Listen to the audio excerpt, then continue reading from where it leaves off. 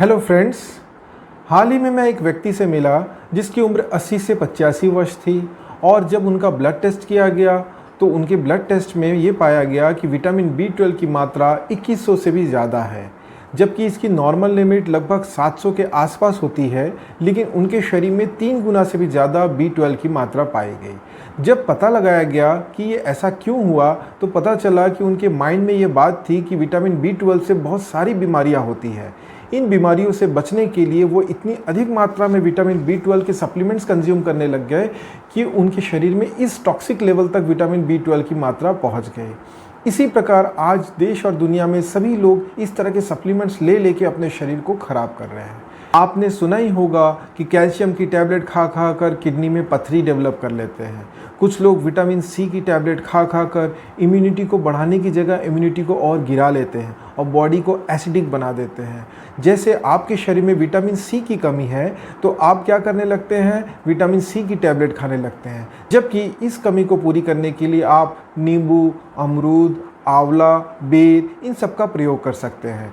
इन fruits को लेने से सिर्फ विटामिन C की कमी पूरी नहीं होती, विटामिन C के साथ साथ जो मिनरल्स उनके अंदर होते हैं और दूसरे विटामिन्स होते हैं उनकी भी कमी हमारे शरीर में पूर्ति करती है। इसलिए सिंथेटिक प्रोसेस विटामिन C लेने से अच्छा है कि आप नेचुरल लें। फ्रूट्स या वेजिटेबल्स के द्वारा इन कमी को पूरी करना चाहते हैं तो हमें सबसे पहले इस बात को समझना पड़ेगा कि अगर विटामिन C या विटामिन A, कैल्शियम इस तरह की चीज़ों को जब हम अपने पेट में एब्जॉर्ब कराना चाहते हैं तो इनको एब्जॉर्ब करने में मदद करने के लिए जो केमिकल कंपाउंड होते हैं वो भी इन वेजिटेबल्स और फ्रूट्स में प्रेजेंट होते हैं, जो कि उन टैबलेट्स में नहीं होते हैं। आप समझ गए होंगे मेरी बात को कि उनको एब्जॉर्ब करने के लिए भी कुछ केमिकल्स की आवश्यकता होती है।